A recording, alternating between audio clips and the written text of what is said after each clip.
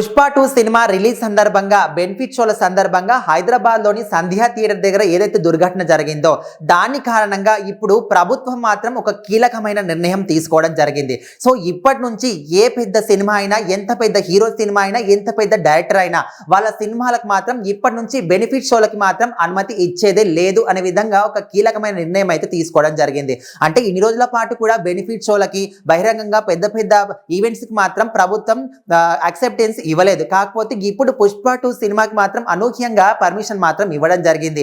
అదే విధంగా pre release event కూడా యూసఫ్ కూడా పోలీస్ గ్రౌండ్స్ లో పర్మిషన్ ఇచ్చారు. అదే విధంగా రిలీజ్ కి సంబంధించి బెనిఫిట్ షోలో కూడా పర్మిషన్ ఇచ్చారు. సో ఇంత సడన్ గా ఎందుకు నిర్ణయం చేంజ్ చేసుకున్నారు, ఎందుకు పర్మిషన్ ఇచ్చారని చాలా మంది కూడా క్వశ్చన్స్ వేసుకున్నారు. సో దానికి ధీటుగానే ఇప్పుడు అక్కడ సంధ్యా థియేటర్ లో బెనిఫిట్ షోకి అల్లు అర్జున్ రావడం, ఆయన వచ్చిన సమయంలో చాలా మంది ప్రజలు ఆయన చూడడానికి రావడం, ఆ తొకిస్లాట్ లో రేవతి అనే మహిళ చనిపోవడం, తన కుమారుడు ఇంకా ఇద్దరు కూడా విషమంగా ఉండడం. సో ఇదంతా చూసిన తర్వాత ప్రజలందరిలో లేని క్వశ్చన్స్ అన్ని కూడా వస్తున్నాయి. ఎందుకంటే ఇప్పుడు ఒక సినిమా థియేటర్ కి అల్లు అర్జున్ వస్తున్నప్పుడు వాళ్ళ టీం వాళ్ళు ముందుగానే ఎందుకు ఇంటిమేట్ చేయలేదు? ఒకవేళ నిజంగానే వస్తున్నాడు అని తెలిసినప్పటికీ ఈ టైంకి ఎగ్జాక్ట్ టైంకి అక్కడికి వస్తాడు, ఎగ్జాక్ట్ టైంకి అక్కడికి చేరుకుంటాడనే విషయాన్ని కూడా టీం వాళ్ళు ఎందుకు చెప్పలేదు?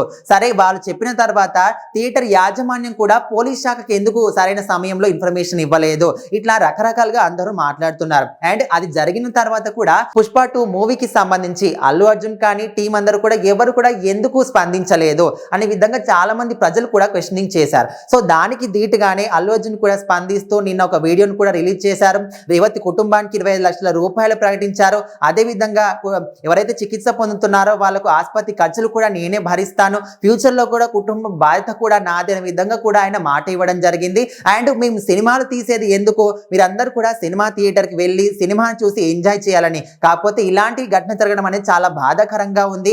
ఎప్పుడైతే మాకు ఈ విషయం తెలిసిందో పుష్ప 2 సినిమా సక్సెస్ ని కూడా మేము సెలబ్రేట్ చేసుకోలేకపోయాము, చాలా డిసప్పాయింట్ అయ్యామనే విధంగా కూడా ఆయన చెప్పడం జరిగింది. సో మొత్తానికైతే ఇక మీదటైనా ఇలాంటి దుర్ఘటనలు జరగొద్దంటే ఖచ్చితంగా బెనిఫిట్ షోలకు మాత్రం అనుమతి ఇచ్చేది లేదు. అది ఎంత పెద్ద హీరో అయినా కావచ్చు, ఎవరి పర్మిషన్ అయినా తీసుకోండి, మేము మాత్రం పర్మిషన్ ఇవ్వము అనే విధంగా ప్రభుత్వం మాత్రం తేల్చి చెప్పేసింది. సో మరి ఈ నిర్ణయం కరెక్ట్ అనుకుంటున్నారా, రాంగ్ అనుకుంటున్నారా? మీ అభిప్రాయం ఏంటో కూడా కామెంట్ చేయండి.